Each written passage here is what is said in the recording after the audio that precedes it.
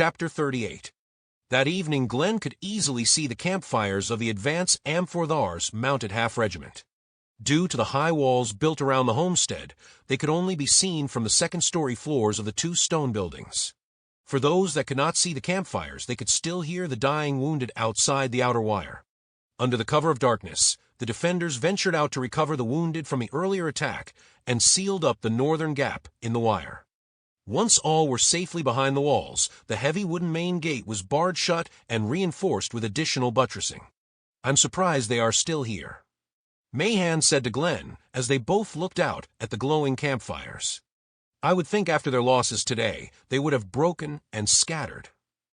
My understanding of the Am-for-thars is they will not break and run. They would rather fight to the death. Their martial code does not seem that different than the Bushido code of the medieval Japanese samurais," Glen informed Captain Mahan. "That means they will easily give up their lives for their masters. Even make kamikaze attacks." "I am afraid so. Although this commander seems frugal enough not to throw his men's lives away with a direct assault on us, I think we surprised him with our firepower today. Yet he is not leaving the field either. By morning that main army will arrive. Perhaps this commander is confident their sheer numbers will overwhelm us." Mahan sat on the edge of a bed leaning his pulse rifle against the footboard. "Not including our 20 or so dead outside the wire, we lost over another 100 of these peasants fleeing over the south wall. This cavalry commander is smart." "How's that?" Mahan asked. "He has a large enough force to surround us and prevent any of us from leaving. Yet he has given us an avenue of retreat. I think he knew that many of the Ayrshwa peasants would lose their courage after watching those workers slaughtered. He has already cut our force by a quarter without a follow-up attack. We killed more of their people today than they ours." Mahan responded. "But he has only lost those we killed. Has your satellite surveillance picked up any deserters from his ranks?" "No, it hasn't. We have lost over 120 this first day of battle. He has lost, 60, 70?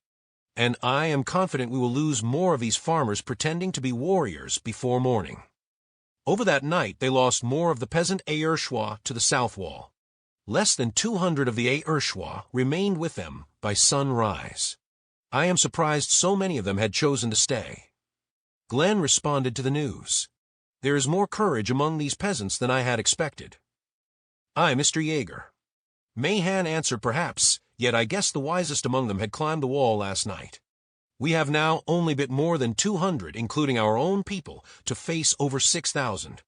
There will be hundreds of more flags and thousands of more spear points cresting the hills all around us by the time this alien sun reaches its zenith. Perhaps you're right, the wisest among us fled over the wall under the cover of night." Glen turned to Dr. Hogan, who was drinking the coffee he had brought her earlier. "I would have you climb that wall before it is too late. Take the children and their mothers with you." "I am not leaving," and seemed offended by his suggestion. "I have confidence that you and Captain Mahan will hold back this horde. I will not risk you. You can live in hiding on this world until Earth sends another exploration ship to this system." "And when would that be?" She questioned him. When will they have the time or the means to spare a ship when they are entangled in a much greater conflict with the Shingnese? Glen didn't know how to respond to her. He understood that by letting her stay he was risking her life. Yet he had no guarantee that Demi would not hunt her down even if she did flee over the wall. How long could a human female alone last on this alien world? She could clearly never blend into their populace.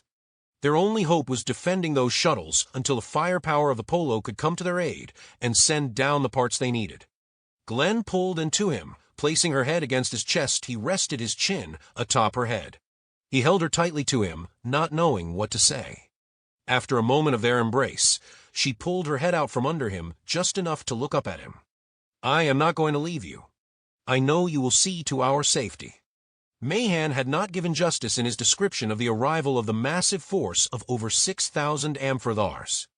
It was a magnificent sight even with the knowledge it could easily mean the approach of all their deaths.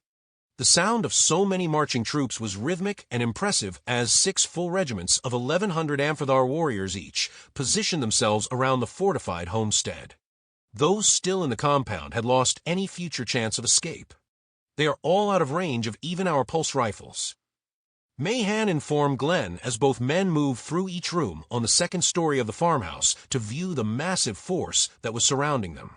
Demi rode beside the commander of the mounted half-regiment. Thas Shoma had exchanged her cushioned carriage for a mount so she could ride alongside her husband. The Am-for-thar commander bowed his head low before Demi. His men behind him did the same. Demi gave them permission to raise their heads in the few words of Aershwa he knew. Silently Demi overlooked from their position on the northern ridge down onto the fortified homestead and the dead bodies from yesterday's skirmish. Wild gold and copper-feathered Rirashors were fighting amongst themselves as they feed on the dead and still dying. Demi was indifferent to the gruesome sight. Peterson rode up to Demi. He had just spoken to some returning scouts. They intercepted some of the Aershwa peasants fleeing the homestead early this morning. According to what they learned, there are about 40 humans in the compound and less than 200 Aershwa peasants remaining. Not much of a match. Demi surveyed the massive army of thousands in battle formations that line the hills around the farm. The bad news is that those walls are extremely solid. It seems they had the help of over 1,000 farmers and skilled tradesmen to help them construct their defenses over the last few days. We may need siege equipment to breach them. Nonsense. What could mere peasants construct in such a short time? If I may be so bold to remind you, Captain, all the Am-for-thar arms and armor were manufactured by these mere peasants. The Am-for-thar mounted commander questioned Demi with lowered eyes in respect. Demi turned to Peterson for the translation. He says that gods are behind those walls. He does not understand why gods would fight amongst themselves. Thas Shoma snapped in Aershwa at the commander, who responded by lowering his head in submission. She turned to Demi and explained, I told him he does not need to understand, he only needs to obey his god, the great Demi. Enough talk. Demi stood up in his stirrups and shouted in Aershwa Ishethe. Alien-like trumpets trumpeted down the Am-for-thar battle lines that completely encircled around the homestead. In mass, with pikes forward, the Am-for-thar regiments marched down their ridges. Demi and his men from their mounts watched wave after wave of Am-for-thar foot soldiers march around them and reforming their battle lines in front of them. The army in mass descended towards the homestead. The wheat fields were flattened by their numbers as the 6 full regiments tightened their circle around the homestead. Roth would not be harvesting a yield this season. Here they come, one of the Marines quickly responded down the stairs after they had all heard the Am-for-thar trumpets. Do not fire until they are in range. Mahan shouted as he picked up his pulse rifle and ran up to the top floor. Demi picked up one of the antimatter rifles and begged, and to stay below as she tried to follow him up the stairs. Which way are they attacking from? Glen asked as he reached the top of the stairs. From all directions. Mahan and Glen rushed to the northern bedroom and window. Before even reaching the window to see the thousands marching down on them, they could hear them like the mechanical reputation of a 19th century steam engine turning the heavy wheels of progress. As they reached the window, they viewed that the progress in this case was walls of razor-sharp pikes by the thousands mowing down the crops before them. Pulse rifles opened fire once their front ranks almost reached the outer wire. Antimatter rifles only fire if they reach the inner wire. Mahan shouted into his tactical helmet's communication system to all his Marines. Pulse rifles blasted from the north and south second-story windows of the barn and farmhouse. The farmhouse's west windows also opened fire, while the barn's east wall opened fire. The upper west and east sides of the barn were wall-less. 3 Marines on the east side of the barn knelt or were in prone firing positions as they opened fire on Am-for-thar regiments that approached them from the eastern hills. Each building had only 9 Marines, 3 at the northern and southern walls, 3 on the farmhouse west wall, and 3 on the barn's open east side. The inner walls of the buildings that faced each other were unmanned. 1 person armed with an antimatter rifle was positioned on each of the north and south walls of both buildings, but the Am-for-thars were still too far out for them to engage them. They could only watch as the Marines cut down individual Am-for-thars with each rapid shot of deadly burst of plasma energy. With each plasma blast, they flash-broiled 1 Am-for-thar within his helmet or chain mail. They are cutting them down quickly. The drawback was that each of their energy clips had only enough power for 30 shots. In only half a minute, they would completely drain one energy clip and needed to slap in fresh, fully charged clip. Even though each Marine was able to take down 30 Am-for-thar warriors within only 30 seconds, the Am-for-thars with great discipline would automatically fill the gaps in their ranks, stepping over their dead and dying as they continued forward. Each Marine, though, had only 6 energy clips. The science team members hurriedly gathered the spent energy clips to be charged at one of the 2 portable fusion power generators. One generator was centered on the ground floors of each building. The Marines were going through the energy clips too quickly. The clips needed at least 5 minutes to recharge. Their stacks of fully charged clips were dwindling quickly. Within only 3 minutes, the Marines began shouting out, "I am out. I need fresh clips." The Am-for-thars, having lost just over 1,000 within those first 3 minutes, were now able to continue unhampered by pulse rifle fire crossing the wheat fields with no additional losses. Their advance was finally halted when they reached the outer wire. Hung up on the wire, the Am-for-thars were stationary targets. Having lost most of their forward commanders in their assault and unable to negotiate the unfamiliar barbed wire, bought time for recharge power packs to be delivered to the Marines. The Marines opened fire on the entangled Am-for-the front ranks. The unrelenting pulse rifle fire finally destroyed the resolve of the Am-for-thars. They uncharacteristically broke ranks and in a panic began to flee.